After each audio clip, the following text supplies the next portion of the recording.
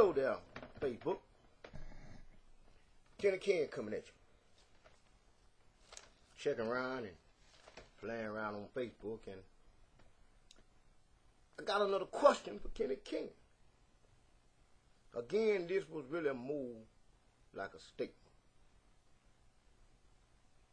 And the young lady said, Kenny King, there's a lot of truth in the things that you write and that you say. And most people who read them will acknowledge that. But I think it would be better if you was to watch the tone and the way you say things. People might give more ear. All right.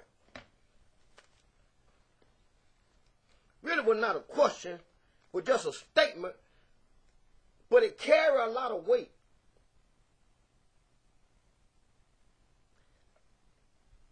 I had a conversation with a young lady before, and she said the same thing to me, at which time I told her that people like to be spoken nice to. Our people have become so desensitized that we really don't like nobody to say something to us that kind of rock the boat a little bit, so to speak. You know, they kind of step on our toe, because you have to, they want people to say things nicely to them. A lot of times people, they take and focus more on the messenger than they do the real message. But like Kenny King really always like to do, I like to give you some of what you claim is the word. Y'all all right? Funny how I just love to say that, because I love to hear preachers, because I like listening to that preacher too. And I love to hear when they say that, you know, y'all all right.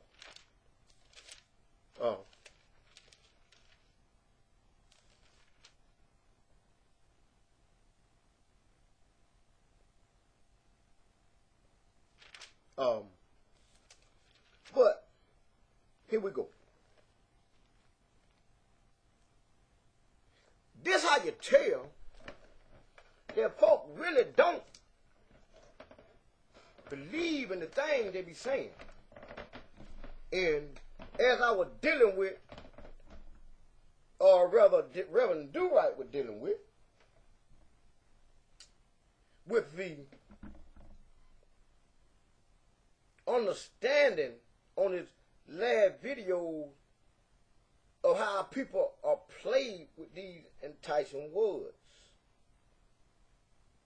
because they like to be spoke to real nice. Y'all like? Well, and you can tell again that these people are always, they unlearned. They still on milk. Some of them can call all the words, and they don't miss dotting the I or crossing a T. They know the right place to put the semicolon. They know where to put the period and the comma. They know when to capitalize. But they unlearn, and they don't have their senses trained, baby girl, how to discern right from wrong. Now, the Old Testament said, I think it's in the book of Isaiah. I didn't look that passage up for this particular segment. But it said that my people take the good and they make it bad. Or they take the evil and make it good, and they take the good and make it evil. I said to this young lady when I had the conversation with her, it's because, one, you don't read your book, and two, if you do, you don't understand what you're reading. Because your senses ain't been trained. You can't rightly divide the word. See, if you was to read your book, you'll see that Jesus wasn't this soft-spoken type man. And if you was to know history, not that watered-down stuff they give you in school, but true history. See, I heard Malcolm X said it was very profound in my life when I heard that. And he said, as for all of our research, history is best qualified to reward the seeker. And because you don't know history,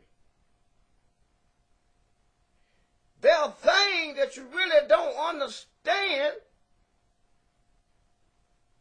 because not knowing history, it do not let you be trained in discernment of good and evil that coming out of this book. Because there's different stories in this book. Let's see, can I run over to Isaiah? I had said I wasn't going to deal with that today. But this word is like fire. Shut up in my bones. Ain't God all right?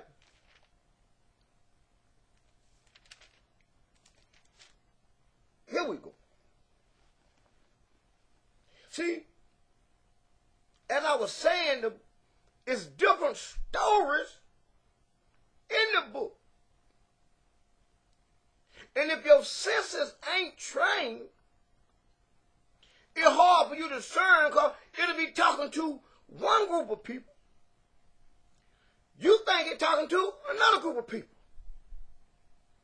And then somebody done lied and told us that people are just people. But the book don't teach that. Y'all all right? So, if I look in the book of Isaiah, chapter 28,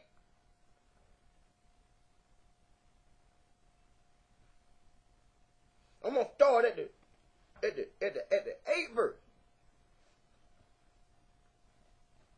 And it says, for all tables are full of vomit and filthy, so that there are no place clean. Can you call me back? I will call him. Now I'm doing something right now. Give me about 20 minutes.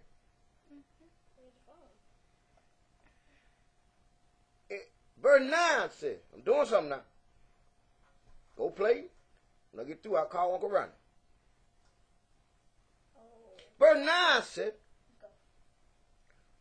who shall he teacheth knowledge? See, that's a question. So Isaiah is asking, whom shall he teach knowledge? And whom shall he make understand? Listen to that word now. Understand doctrine. Them that are weaned from the milk and drawn their mind from the bread. That might be yours. That's mine. It was right there. Yeah, maybe you were right there. You don't know where I put my cup. Hold on. See, part 2 coming. We want y'all to hold on to that them that are weaned from the milk. Because we said something about some milk the last time.